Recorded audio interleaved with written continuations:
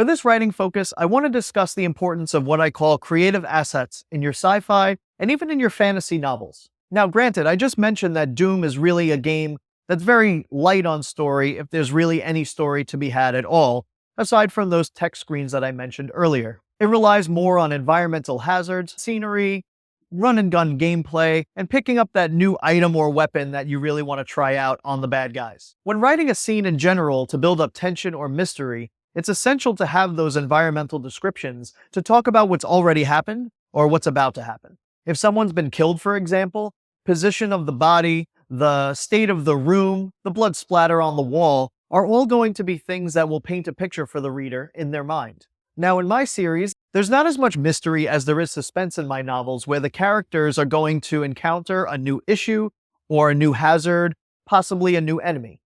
Also, another thing I think is true of sci-fi and fantasy alike is when main characters discover a new piece of tech or weaponry, armor sets, or items, it really kind of drives that imagination for the reader to discover those things alongside those characters. A new piece of armor or tech is something that catches the viewer's eye, or in this case, the reader's imagination. In Doom's case, aside from shotguns and chain guns, there's also the plasma rifle and the aforementioned BFG 9000.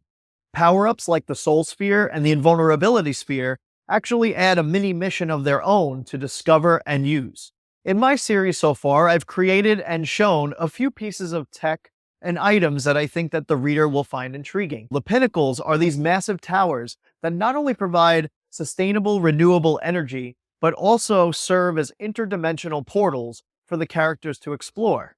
The pinnacles are powered by ormium spheres at the very top, and ormium is one of the two minerals that I created in my series. Ormium is a mineral that really is able to hold massive amounts of energy and store it for long periods of time. Plasmium, on the other hand, is another mineral that the residents of this planet have discovered is a way for them to birth AI into.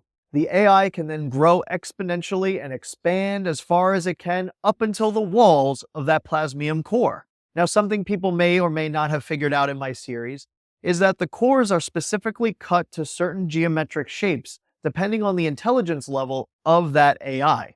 So, for example, some of the simpler servos and basic bots that you're going to encounter might have a cubic shape, while others will have hexagonal spheres, octagonal spheres, and the level of intelligence is directly correlated to the number of sides cut into the plasmium core. The Gons, as I mentioned in my Fallout 3 video, also check that out when you have a second, were also intentionally created to have some kind of unique fauna that the reader can discover. The other being crabweed, which is a flora, and it has kind of a mind of its own whenever you get close to it. One thing I'm going to go into greater detail in Novel 2 is ignition orbs. These ignition orbs serve as tiny ormium spheres that would reignite the pinnacles if there was ever an emergency blackout or something went drastically wrong with the pinnacle itself. Now, these spheres can be taken from place to place, and they're being hidden in certain bunkers and sections of the country. One or more of these characters will be searching for these ignition orbs in a quest to rebuild civilization. Now, a word of caution that I think was important as I was writing. There was a time where I was trying to create something unique and special about every single aspect of the world. But what I felt would happen is things started to actually feel foreign and alienating because the readers might not have had a comparative symbol for them to really grasp onto.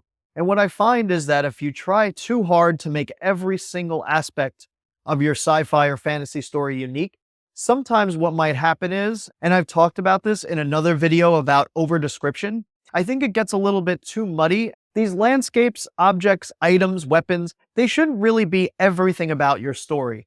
They should serve as vehicles to help make things maybe more unique and engaging. But at the end of the day, and this is something that I've spoken about with my editor, Louise Hare, who is great, it doesn't matter whether you put your story on Mars or a moon of Mars. What really matters is the human interaction and things that go on between the people. These objects and items just serve as something that maybe is a little bit more intriguing and engaging to create more of a unique world. So what do you think of objects and stories? Are too many alienating? Or do you find it's the more the merrier type of approach? Let me know in the comments. And while you're at it, check out my novel series, A Spark in the Ashes, with Book 1 in all minor and major outlets. And keep an eye out for Book 2. Let's just hope that Doom Marine is keeping an eye out for us in case hell ever invades Earth again.